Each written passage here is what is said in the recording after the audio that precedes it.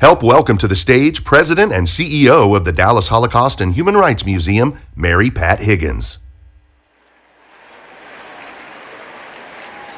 Good evening. I'm going to channel my inner school marm. Everyone, please take your seats. That's right. I'm Mary Pat Higgins. I'm the President and CEO of the Dallas Holocaust and Human Rights Museum. Yay! Thank you. Thank you. To our longtime supporters and our many new friends joining us tonight, thank you.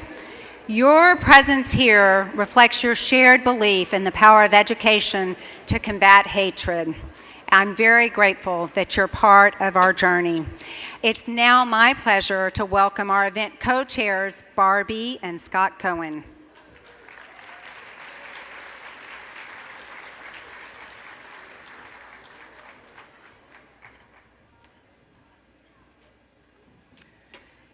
Good evening, everyone. It is truly wonderful to be here with you tonight for the 2025 Hope for Humanity Dinner, a celebration of the Dallas Holocaust and Human Rights Museum's mission and the community that sustains it. Scott and I are honored to serve as event co-chairs alongside our friends Catherine and Sam Susser. We are so deeply grateful to our honorary chairs, Ann and Nate Levine, for the extraordinary leadership, generosity, and unwavering commitment to the museum.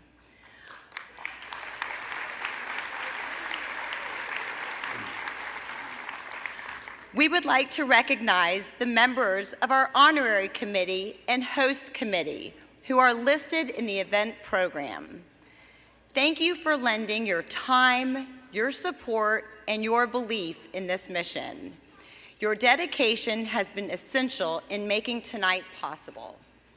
Tonight's gathering ensures that the museum's mission to teach the history of the Holocaust and to advance human rights by confronting prejudice, hatred, and indifference will continue to reach hundreds of thousands of students, educators, and visitors in the years ahead. Your support enables the museum to expand its educational programs, broaden access, and ensure these lessons are carried forward to future generations. It has been 80 years since the Holocaust. In that time, we have said, never again. Yet today, anti-Semitism is at its highest level since that moment in history. Not in whispers, but in headlines, classrooms, neighborhoods, and public squares. We cannot look away. We do not have that luxury. The responsibility for responding belongs to us. The museum's response and our responsibility is education. This year's Hope for Humanity honoree, Michael Berenbaum, has dedicated his life to ensuring that the world remembers, so that the truth is preserved and history is neither denied nor repeated. The museum takes that same calling forward. It teaches our children not just what happened, but why it matters now. It gives them the courage to recognize hate when they see it and the strength to stand up against it. It teaches them to be upstanders, to use their voices, their choices, and their character to defend others, even when it's difficult. Your support tonight demonstrates commitment. It ensures that the lessons of the Holocaust are taught with clarity and urgency, and that more students and communities gain the tools to stand against hatred in all its forms. To everyone in this room who stands with this mission, thank you. Together,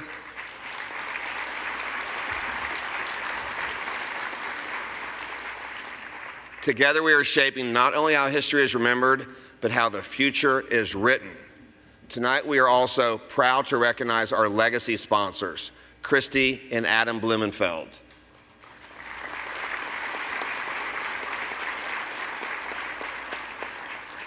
Their support reflects clarity of purpose, strength of conviction, and a shared belief in the importance of this museum's role in shaping the future.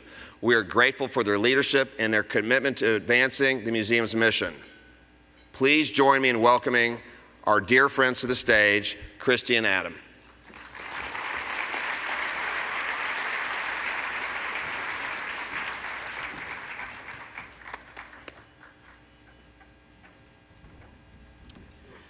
Thank you, Scott and Barbie. Just a word about our co-chair. I've grown up with Scott in the city for the last 40 years, and I can't think of anyone who's been more impactful in bringing the community together, whether through philanthropy, running the JCC. He's just been a force of nature when it comes to getting things done. So thank you, Scott and Barbie, for your leadership.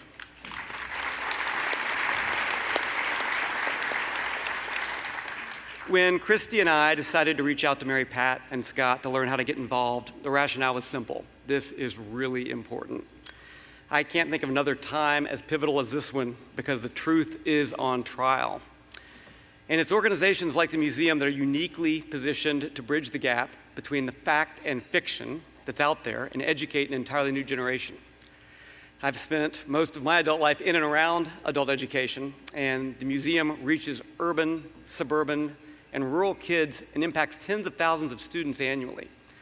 This organization's ability not just to educate, but relate to different constituencies through a lens they can understand is what I find so powerful, same as Christy, and so effective in teaching how themes like persecution and perseverance are shared experiences across religious, political, and ethnic lines. Big thank you to Mary Pat and her team for this incredible event.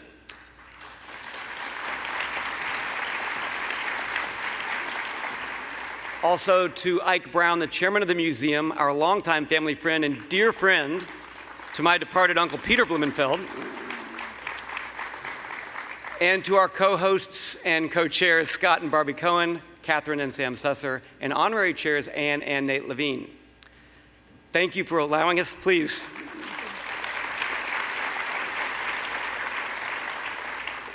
Thank you for allowing us to be involved in this incredible organization, and along with everyone here, we're looking forward to an inspiring and meaningful evening of hope. Now let me turn it over to my wife, Christy, for a few words. By being here tonight, you join with us in the belief of the power of education to bridge divides in our schools, workplaces, and communities. Thank you for supporting us with this vital mission. And we wish you all an uplifting evening. Now, please join us in welcoming Rabbi Ari Sunshine to the stage and leading us in this evening's blessing.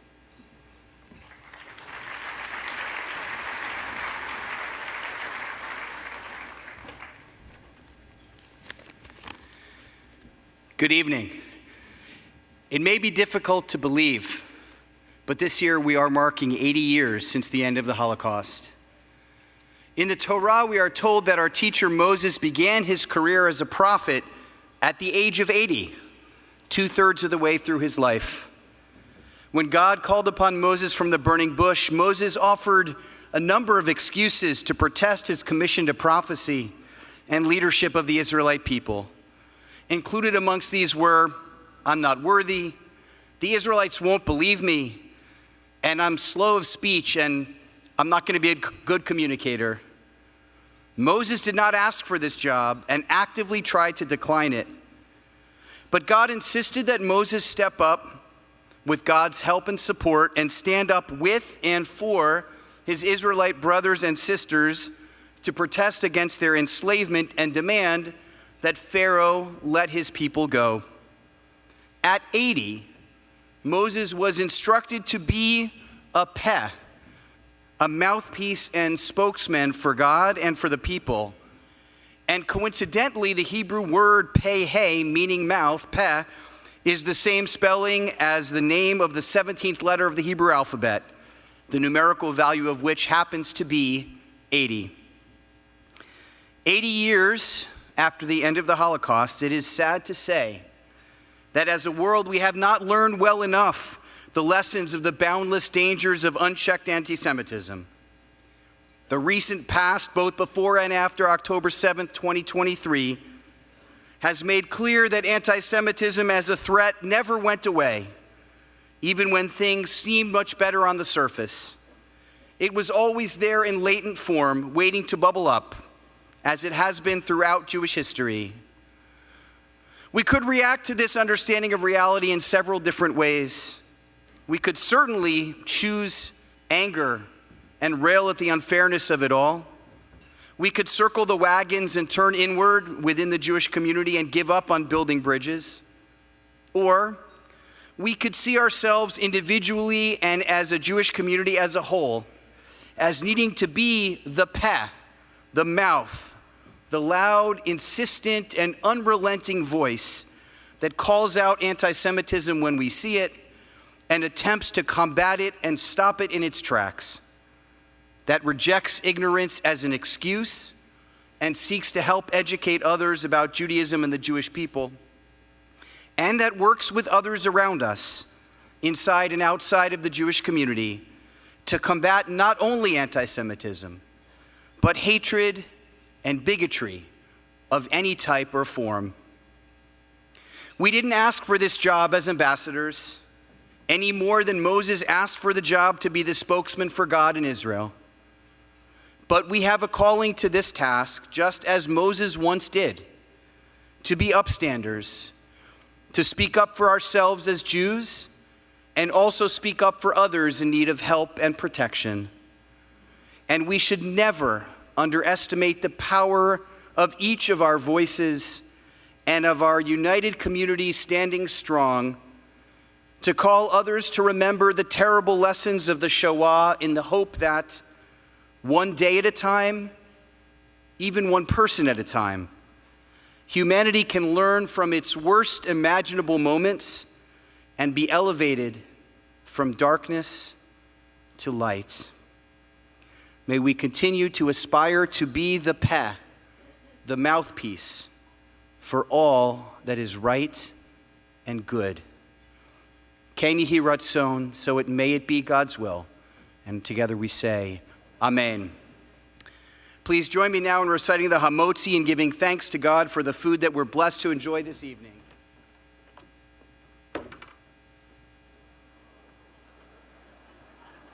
Very big challah. Baruch atah Adonai Eloheinu melech ha'olam, hamotzi lechem min haaretz. B'tei avon, enjoy and eat your meal with a hearty appetite.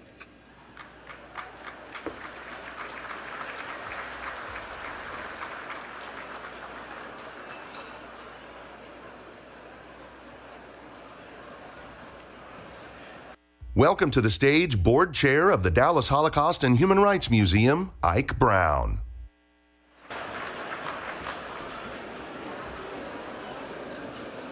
Can you all hear me? Okay. Good evening, everyone. It is inspiring to see this room filled with so many friends and supporters of the Dallas Holocaust and Human Rights Museum. Tonight, we're here to honor someone who shares the museum's dedication to ensuring that the lessons of the Holocaust are never forgotten.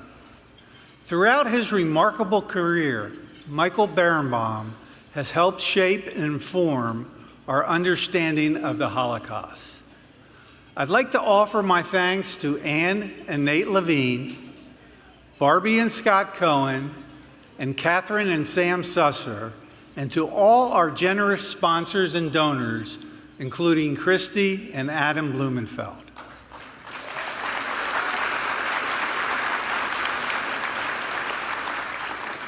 Your support has made tonight an overwhelming success.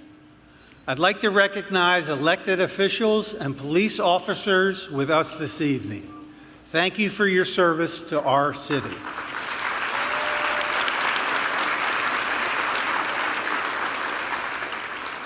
I am deeply grateful to my fellow board members for being champions of the museum. It is a privilege to serve alongside each of you. And to our exceptional staff, you work every day to bring the museum's mission to life. At the heart of that mission is education. I've seen firsthand how transformative it can be when a student walks through the museum's doors or participates in a program at their school. They leave with a new understanding that history isn't distant and that each of us has a role to play in shaping the future. We are now working with more students than we could have imagined when we opened our new building in 2019. Last year, we served 190,000 students.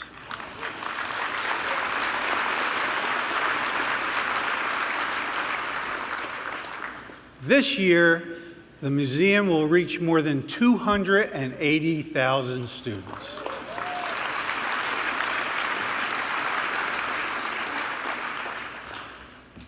So this is where my scripted remarks end. And I'm going off script now. Let me tell you why the museum needs your philanthropy. As I just mentioned, next year we're going to serve 280,000 students.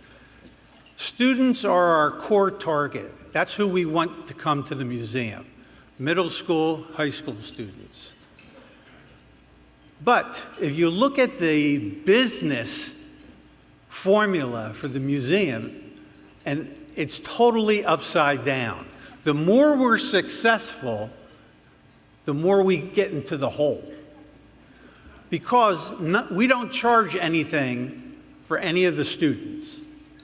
It's all free. But we have to pay for the transportation to get the students there. From all the DISD districts, from the surrounding the communities that have partnerships with us, and now we just brought on Fort Worth Independent School District as well.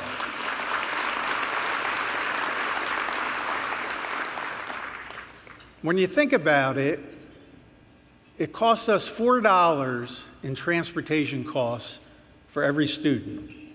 And what did I say? 280,000 students next year? You can do the math. That's why tonight, if you were going to write a $100 check, make it a $250 check. If you're going to write a $500 check, make it a $1,000 check. We need that support. We need to continue to grow the museum, even though the economic model is not what I would run for my business or any of your businesses out there, but we're doing the right thing for the community.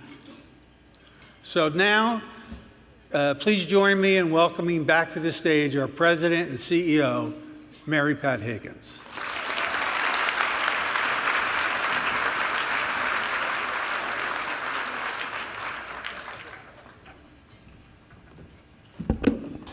I am the CEO not operating a good business. You just heard from my board chair. Truly, we are operating a good business, but we've been very successful. And Ike's right, the more successful we are, the more support we need. So I'm very grateful for his appeal. Tonight, as we gather for this year's Hope for Humanity dinner, we do so in a moment of deep reflection. Anti-Semitism did not begin or end with the Holocaust. It is a hatred as old as time, and we fear it may never be eradicated entirely. We are living in a time in which virulent anti-Semitism is being directed at Jews in America from all sides, becoming normalized and accepted.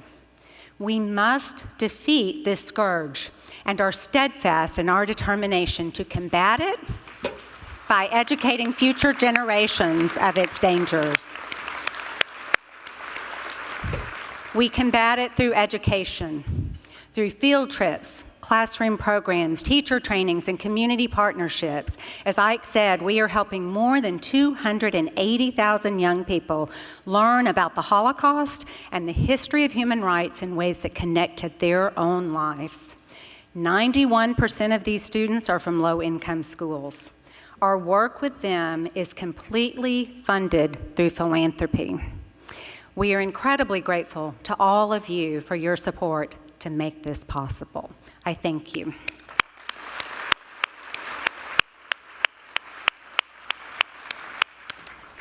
With your help, we are equipping students with the knowledge and empathy to recognize prejudice, resist hate, and choose to be upstanders in their schools and communities. The museum has become a trusted resource that school districts turn to for intensive help with issues of prejudice or discrimination in schools, whether it be anti-Semitism or racism. This work fosters a culture of respect, helping students and adults learn to engage in respectful dialogue. And goodness knows we need that in our world today. We see every day how this work changes lives, how a student's understanding deepens when they hear a survivor's testimony, or how a teacher brings that lesson back to their classroom and sparks meaningful dialogue. We also extend this learning beyond the classroom through professional development for law enforcement. DPD is with us tonight. We train their recruits. Continuing education for healthcare and legal professionals, and community programs. Through this work, we empower individuals of all ages to recognize their own capacity to make a difference. Whether it's a fifth grader discovering what it means to stand up for a friend, or a business executive looking to strengthen workplace leadership skills, each participant becomes part of the ripple effect of this mission. But we also know this work must endure beyond us. That is why we have launched an endowment campaign to ensure that its lessons live on for generations to come. We are incredibly grateful to each of you who has made a generous commitment to securing our future. And for those of you who haven't, if you would like to participate in this effort, please let me know. I'll be happy to meet with you tomorrow morning. This year, as we mark the 80th anniversary of liberation and the end of the Holocaust, we are reminded of the profound importance of preserving history. As the Second World War neared its end, young American soldiers, many not much older than the students we see at the museum, stumbled upon places no one could have imagined. They entered the concentration camps. And in that moment, they became witnesses to the horrors of the Holocaust. Their courage, their compassion, and their humanity brought freedom to those who had endured the unimaginable. For the survivors, liberation meant life. For the world, it meant seeing the undeniable truth. The survivors who went on to build new lives, families, and communities here in Dallas remain our greatest teachers. Their strength guides everything we do at the museum. We strive to preserve your legacy. I'd like to take a moment to recognize the Holocaust survivors who are with us this evening. Please wave when I say your name, and after I read all of their names, I invite everyone to join me for a round of applause. Inga Brooks, Tova Feldman, let's wait please, Boris Kalper, Raisa Gorodkovsky, Max Gurovich, Paul Kessler, Kaya Kovnator, Leo Kovnator, Andres Lacko, Julie Lefkowitz, Emilia Lakuev, Manahem Lowy, Walter J. Levy, Vera Paley, Hannah Schraub, Marianne Schiller, Charles Silver, Max Spindler, and Roseanne Zerner. You may clap now.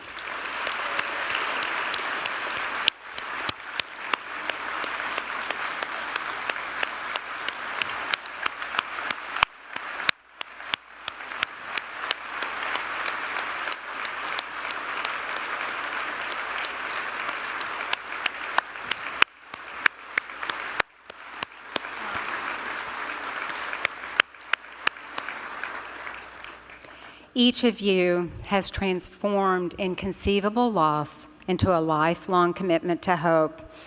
We're profoundly grateful for your presence and your courage. You inspire us. We also honor those survivors who we lost this past year, but whose stories continue to illuminate our path. Frida Alperovich, Bridget Friedman Altman, Yakov Vershadsky, Ina Belina, Mikhail Kargalitsky, Nina Kakov, Hannah Katz-Klein, Vera Portnaya, Yakov Rabinovich, Sophia Rivshina, Bert Romberg, Zenaida Voskaboynik, and Helga Wolf-Weinstein. May their memory be a blessing.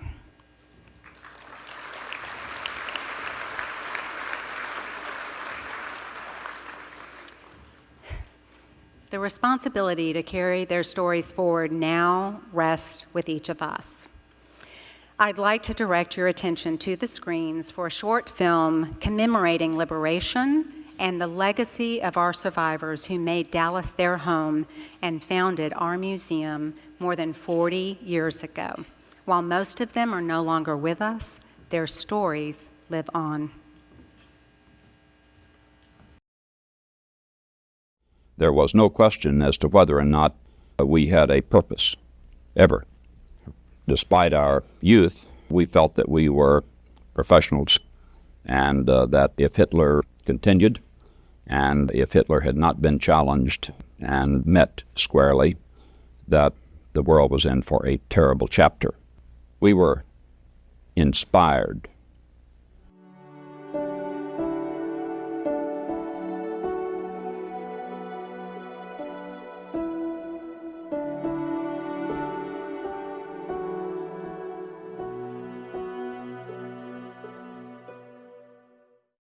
In the final days of the war, Allied armies had entered the concentration camps and came face to face with its prisoners. Apparently, when they saw us coming, the German troops abandoned these camps, so the people just ran rampant free. People were coming out of these camps, and my God, what a horrible, a sight to see of human beings that you could count every bone on them, and I don't know if any of them didn't need some kind of help to get them stabilized. They obviously hadn't eaten for God only knows. They starved and worked to death and so forth, doing things. The prisoners of Dachau were scattered all over everything, and everybody you saw was in need of something. There's none of them that could walk very good, and we were helping them the best we could. Next day we walked out from this camp. As I walked out on the other side of the barbed wire, I stopped and I looked. Nobody's waiting for me. Nobody's welcome me. Where do I go? I have no home to go home. And at this time I said to myself, Mike, don't you ever look back. Think positive and keep going. I kept going, went into Linz. And that's when I was liberated. I remember the first hour I was liberated. I cried and I left. I cried so much I couldn't stop. And I remember an American captain came to me. He says, "Don't be fearful. You're a free man." You ate for 3-4 weeks and felt better, but then you say, where do I go from here? You had to look for a future again. The problems never stopped.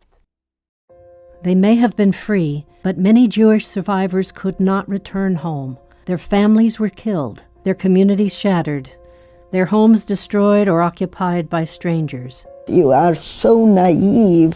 You go and you think, because you are there, everything is going to be normal, just as it was.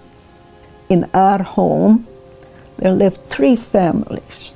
I come in and started crying, and I couldn't stop. Everything looked different. Everything was changed. The world was not prepared to deal with so many displaced people who needed homes.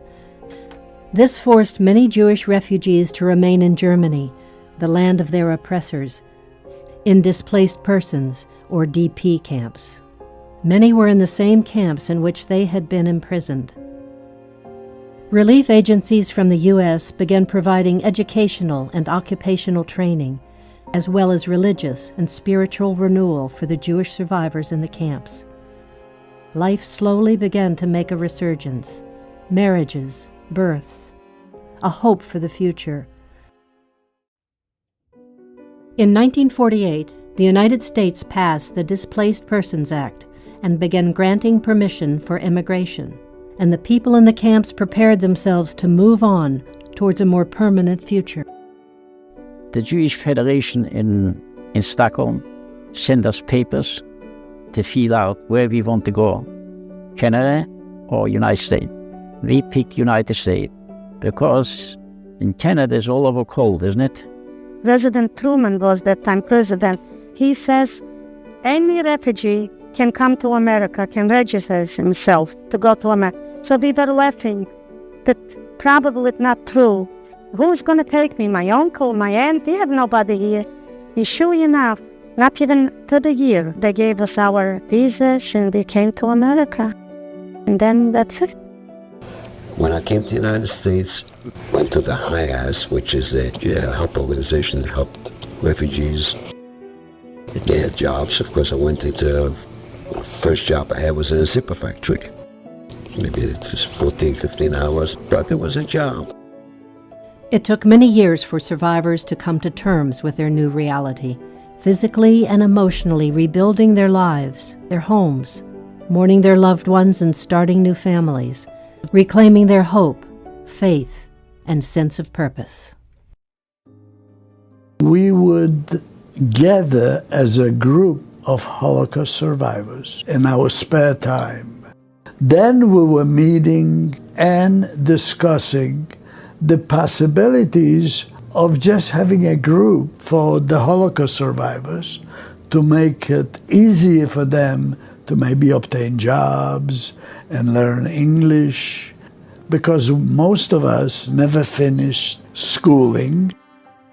We were doing things not realizing that we really were building a foundation for some museum to be built. The greatest thing for this museum is to let other people be a part of it, come and see it, and participate in it, and make it a community. My speaking to you over here, or sharing my experience, it's not for me. I went through. It's for the future generations. Because I'm not going to be over here all the time. Someday I will have to go. They can say yes. That's a survivor. He's telling the story. What one human could do to the other should never let it happen again.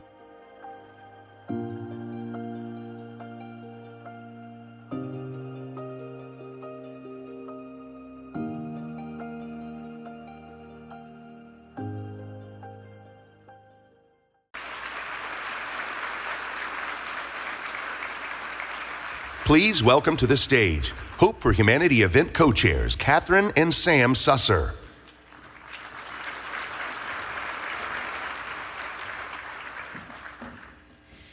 What a moving tribute to the Holocaust survivors who created a place in Dallas for future generations to learn about the dire consequences of hatred.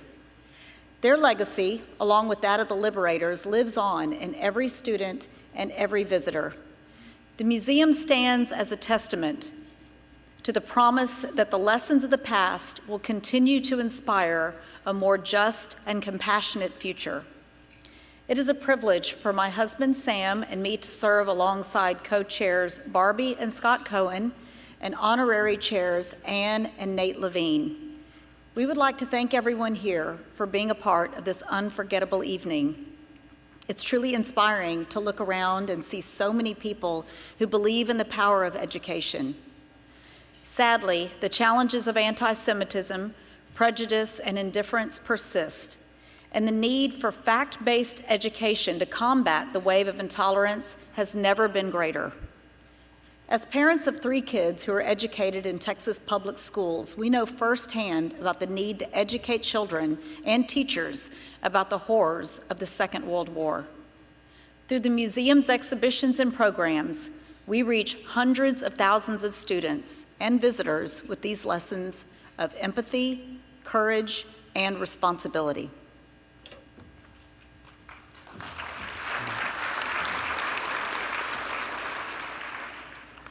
I've been reflecting tonight on this very important evening in this incredibly vital institution. And although we feel very fortunate to have raised our children in Corpus Christi and truly inner city public schools, I'm just filled with gratitude that our grandchildren will be raised here in Dallas, where there is a Dallas Holocaust and Human Rights Museum that will touch the children that our grandkids will grow up with. In that spirit, tonight reminds us why the work of the Dallas Holocaust and Human Rights Museum matters so deeply. Future generations must learn to stand against hatred and indifference, or the tragedy of the past will certainly be repeated. But this work depends on all of us. That's why we are inviting you to make a gift tonight. Of the 280,000 students the museum will serve this school year, as Mary Pat said, 91% are at low-income schools. The cost to us to fund the field trips and programs for these students that could not otherwise afford these lessons is going to be $1.4 million this year. You'll find a QR code in your program and on the tent cards at your table. Please take a moment now to scan it with your phone and make a contribution. Every gift, no matter how small, of all sizes, makes a difference. I know so many of you have given already and have given generously, but please consider making an additional gift. And if you're looking for a special way to thank your table host, perhaps there's no better way than to thank them by making a donation tonight. We're pleased to share that an anonymous donor will match tonight's gifts dollar for dollar up to $25,000, ensuring that your donation will go twice as far. Thank you again for generously investing in the mission and the work of this incredible organization. Together, and only together, can we ensure that the lessons of the Holocaust continue to inspire future generations to stand up for what's right. It's now my privilege to welcome to the stage Lifetime Director and Honorary Chair, Nate Levine. Thank you.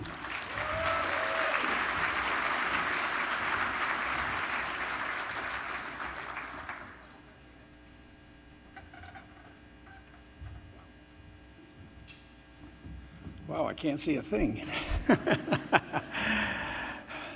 What a crowd. Thank you so much for being here. Good evening, ladies and gentlemen. My wife and I are really delighted to serve as this year's honorary chairs. And Ann, who's been by my side for 61 years, said, "Tonight, Nate, go it alone. But I'll be here by your side, rooting you on," and she's right there, and I'd like her to take a little bow, because whatever I've done, I certainly could not have done without her. So thank you, Ann. So tonight, we gather to honor a man whose life's work has been nothing but extraordinary, Dr. Michael Berenbaum. Michael, his journey has combined faith, scholarship, and action. In doing so, he has left an indelible mark on Jewish life. Holocaust remembrance and the pursuit of human rights has been his goal all his life.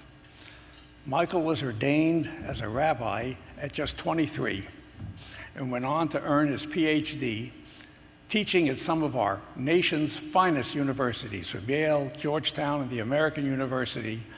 He has guided generations of students, not only in the understanding of the Holocaust, but grappling with the moral and spiritual implications as well. This is work that has gone beyond just his esteemed teaching career. In Washington, a central role in one of the most significant projects of our time, he helped create the United States Holocaust Memorial Museum.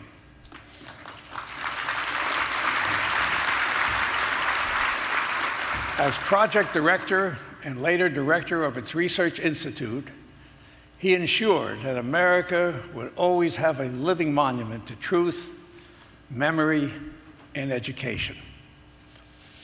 As an author, he has written and edited more than 20 books, more than I've read in the last 20 years, including The World Must Know, An Anatomy of the Auschwitz Death Camp. His words have given voice to history and continue to educate millions. As executive editor of the award-winning Encyclopedia Judaica, he helped preserve the breadth of Jewish knowledge for future generations. But Michael's influence extends even past books and classrooms, if that's possible.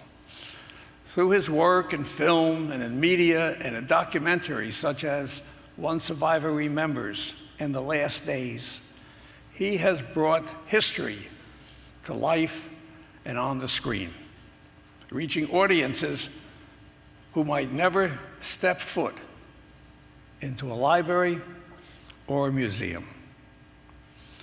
Here in Dallas, we're especially grateful for his leadership in shaping the Dallas Holocaust and Human Rights Museum. Under his guidance, our museum has become more than just a place of memory. It has become a call to action. Its three wings, the Holocaust Human Rights Wing, the American Wing, and the Holocaust Wing, invites us not only to learn, but to reflect, to challenge ourselves, and to carry forward the responsibility of never again. Thank you, Michael, for giving voice to the voiceless, for ensuring that history is never forgotten, and for reminding us through your scholarship and through your life that remembrance is a sacred responsibility. And now, I want to invite you all to turn your attention to the screens for a special tribute, my friend Michael.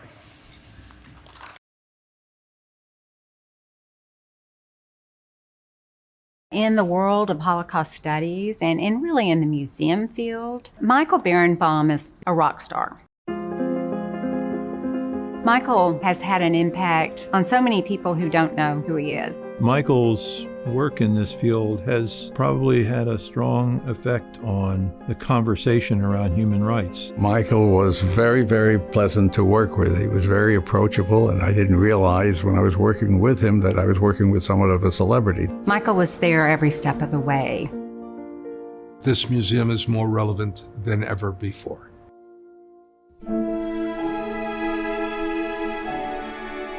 The joke about life is that life is lived forward, but it's really only understood backward. Michael's background is very, very special. I mean, he was a rabbi at the age of 23. He earned a PhD, and he taught at major universities, including Yale. Michael's work in this field has probably had a strong effect on the conversation around human rights. The idea of putting together the Holocaust history and all that happened. His work with the Shoah Foundation to capture 55,000 testimonies of survivors around the world is a gift to the world that can never be taken away. The greatest thing my grandparents ever did for me was to leave Europe and come to America, where they did not believe they were going to face the same intensity of religious persecution. I was surrounded by the Holocaust at school in a way that I didn't understand without any words whatsoever. So if you want to summarize my life, career-wise, I helped tell to the American people in a variety of museums the story that could not be told to me. He has ensured that Holocaust history is told correctly and that the world never forgets. I'd like to live in a world in which we could regard everything that I understand about what happened in history as ancient history, because human beings couldn't behave like that. I got an invitation to come down to Washington and to become part of the President's Commission on the Holocaust. It was the most interesting and exciting thing I had done up to that point. And all of a sudden I learned something about creating museums and creating historical museums. He has had such a lasting impact on this field. The man had written more than 20 books. He'd produced documentaries. The work on the commission that brought about building the U.S. Holocaust Memorial Museum. And it was his ideas that you see throughout that whole museum. It's probably one of the most premier museums in the world. The definition of rabbi is teacher, and there are few people that embody the characteristics that he does to teaching on a subject, a single subject that he's built his life on, to the history of the Holocaust and the importance of that history being understood around the world. If you make a mistake in design, it costs you thousands of dollars. If you make a mistake in execution, it costs you hundreds of thousands of dollars. Therefore, let's make our mistakes early. Michael really felt that it was important for some of the board leadership and for me to be able to go to some of the original Holocaust sites. A journey to Eastern Europe is a pilgrimage. Every journey outward is also a journey inward if it's a pilgrimage. We had one of the most special moments in my life visiting Block 27 in Auschwitz. It became very, very personal. Several people on the trip had lost family members in Auschwitz. I can't underscore enough the importance of our trip to Europe with Michael. Everybody there went to see things, but they were transformed by what they saw. And consequently, they began to understand what they needed and what they didn't need. We gained so much insight into what worked and gave us so much clarity about what we wanted to accomplish here. They became wiser, smarter, tougher, and more demanding. And our task was to build with that momentum.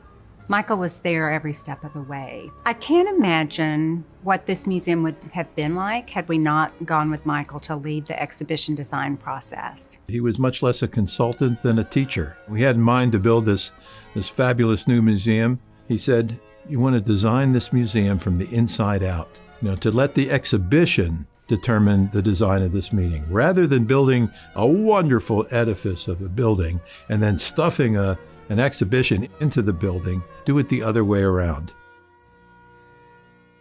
Well, I went to yeshiva. I aspired at one point in my life to be righteous. I'm now trying to be decent. My mother would say, be a mensch. There's a drive to tell this story and to recognize the extent to which Holocaust museums here in the U.S. and increasingly around the world that he's involved in, will really make a difference in telling the story. He's a scholar in the best possible sense. He'll argue when he thinks he's right, and he usually is.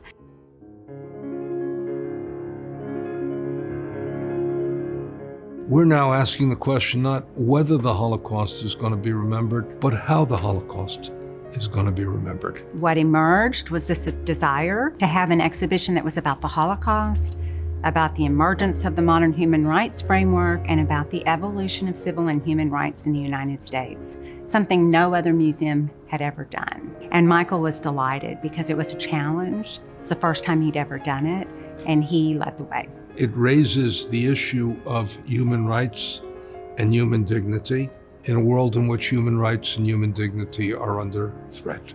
And at the end of the day, Michael Berenbaum was really the difference.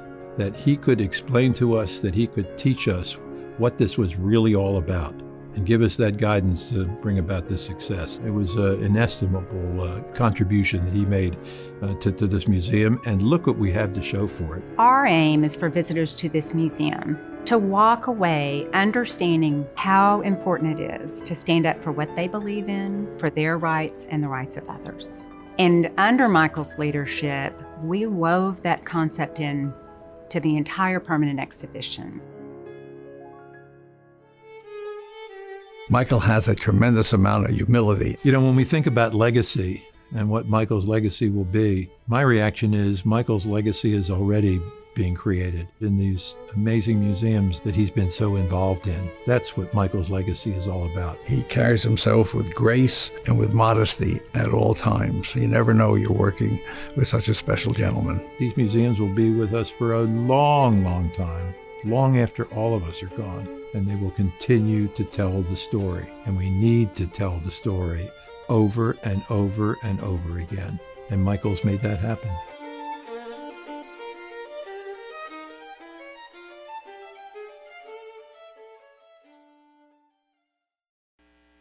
Welcome to the stage, 2025 Hope for Humanity honoree, Michael Berenbaum.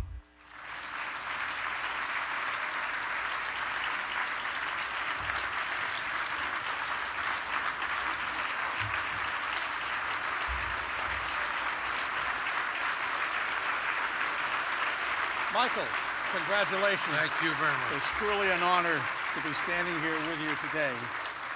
And on behalf of the Dallas Holocaust Museum and Human Rights Museum, it is my honor and pleasure to present to you the 2025 Hope for Humanity Award, because you are truly a special person with a lot of everything that it needs to be what you are. So I knew I'd blow it at the end, but go ahead. Good man. Okay, here we go. I can put this back here.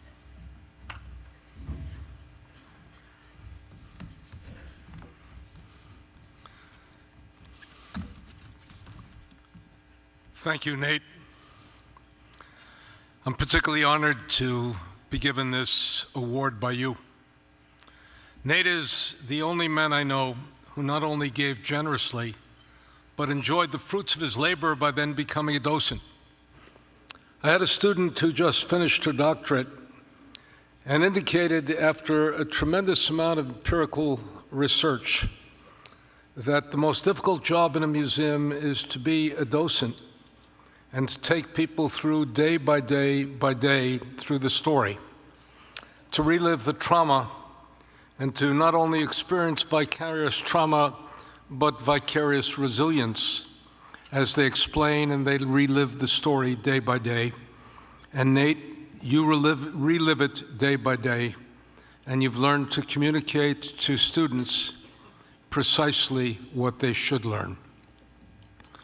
The shofar has a special meaning to me, especially at this point. Think of the notes of the shofar. We begin with a whole note, then we begin with a broken note, then we begin with a shattered note. But it doesn't end with the shatterness. It becomes whole again and stronger. This is a message to our age, a message to the Jewish people. Menachem Mendel of Kutz, the great Hasidic master, said, "Nothing is as whole as a heart that has been broken and mended." And if that's not a story for our day, this is a moment for resilience and for mending. I'm honored to receive this award because my son, who's here, will finally be impressed by his father receiving the same award as Roger Staubach.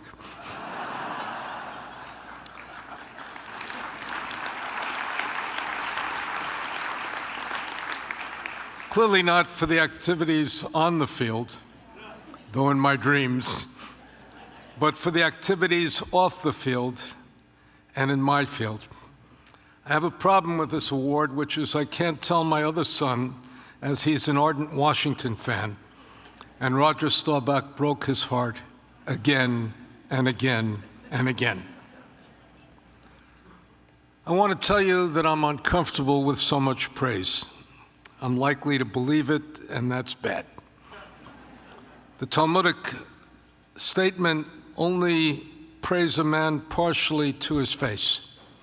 So I'm deeply sorry that my parents are not alive. My father would be impressed. My mother would believe it. My children will ask for equal time. And my wife knows better. But there's a deeper reason that I'm really embarrassed by such praise. When I ran the United States Holocaust Memorial Museum, I had a sign on the door. There is no limit to what can be accomplished, provided that no one cared as to who got the credit. Creating a museum, any museum, is a collective enterprise, a partnership of lay people and professionals, a collaboration of professionals from different fields, and I know better than anyone else that no one can do it alone. So it is a tribute to my design partner, Eddie Jacobs, whose brilliance in design and concept is felt throughout the museum. As I told my colleagues and my friends before they hired Eddie, that Eddie's not easy to work with, but you now well know in the product that he is worth the effort. Scott, Mark, Amanda were brilliant architects on the team. Scott did not get enough credit because he left to create a new firm shortly before the building became a reality. But we know that he and his colleagues gave their manifold talents, heart and soul. All of it came together because of our collective work. And because of your team. I'm fond of saying to everybody I work with on museums that Dallas did everything right.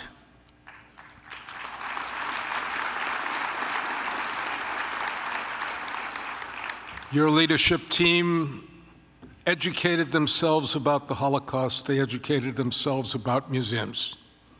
We took trips to Holocaust museums, and then we took a very important trip, a pilgrimage, a journey to the sites of death and destruction in Poland and Germany.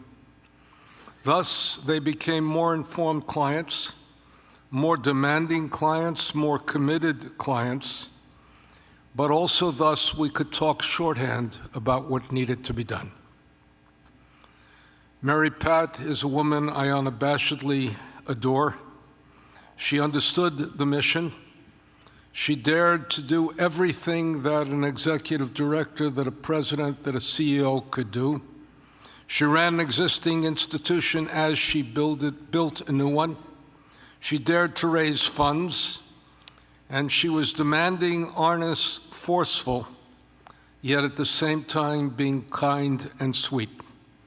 Charlotte and Sarah, who worked at 2 jobs, did both well.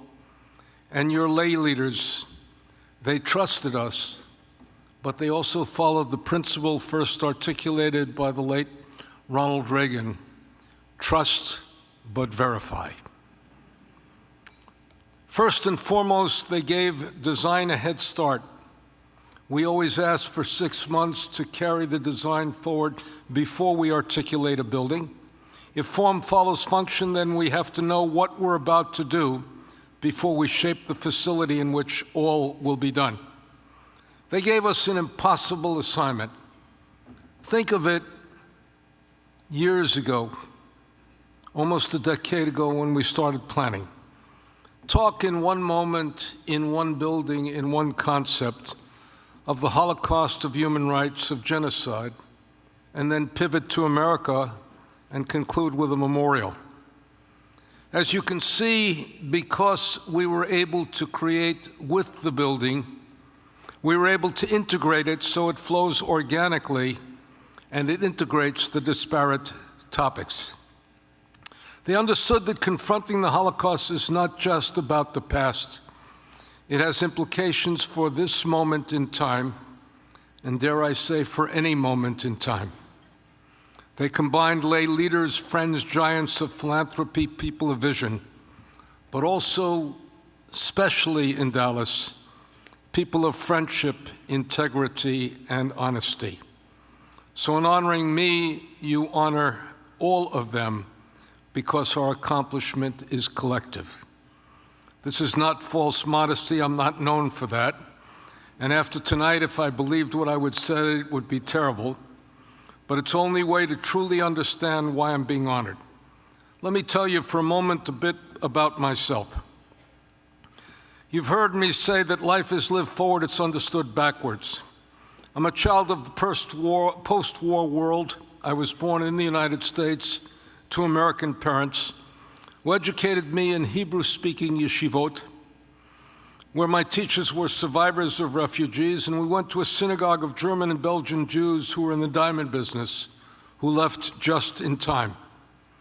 We heard words, death, children, murders, camps. We were the generation of whipped cream and ice cream to make up for all that was lost. And I was a young academic and activist, and was fortunate enough to move down to Washington and later to create the vision for the museum and ultimately the museum. I got the job in a very funny way. They had 5 executive directors before me, and one member of the board said, you know, after 5 failed marriages, it can't be all her fault. So they said, we have had 5 people who knew museums but didn't know the Holocaust. Let's take someone who knows the Holocaust and can learn museums. And that's what they did. I got it because I was comfortable as an American, comfortable as a Jew, and comfortable to be able to make a Jewish statement to the heart and the soul of the American people, because I believed that the Holocaust is something deep to say. A particular story could remain particular, but universal in its ethical implications for our nation's future. That's what the biblical Jews did with the story of slavery and the journey to freedom. I had a crisis then in my life. After the museum was open, I had done everything I wanted to do in my early 40s. And the question is, what do you do after you've done everything you wanted to do and you're too young and you're too poor to retire? Spielberg came along and offered me a job, which was to take the testimony of survivors, to tell this, to give them, so I ended up in life telling the story that could not be told to me, to the American people and to the world, and then gave each and every willing survivor the possibility of sharing their story. And we created something that's called a people's history, which is a history done by the ordinary people who lived extraordinary events rather than elite. And by then, people believed I knew something about museums, and I've been creating them in films ever since, and trying to prove them right and not my own self-doubts wrong. Where do we have to go with Holocaust education? Because this is a terrible moment in the world in which we live. We need to explain to the world anew what happened between 1919 and 1933. Because we live in a world where democracy is fragile, precious, but more precarious. We need to explain who are the Jews. We need to explain anti-Semitism, and I was privileged to see what has been created in the museum to explain anti-Semitism since. We need to speak about conspiracy theories and the journey we made, which has a very important stage. We go from the Holocaust to Nuremberg, which is to return to create the scaffolding of justice in a world of injustice, to the building blocks of human rights, and then to the stages of genocide, each illustrated with one genocide. And then we pivot to America, American ideals, American reality, and American repair. And we say, embrace the ideals, confront the reality, participate in repair. This is the mark of a fabulous exhibition that's deep enough not only to withstand the changing times, but to speak to the hopes and the aspiration of the times that must be changed. I am proud of what we have achieved together. I am deeply proud of this honor. Just do me one thing, promise not to tell my oldest son that it was once given to Roger Staubach.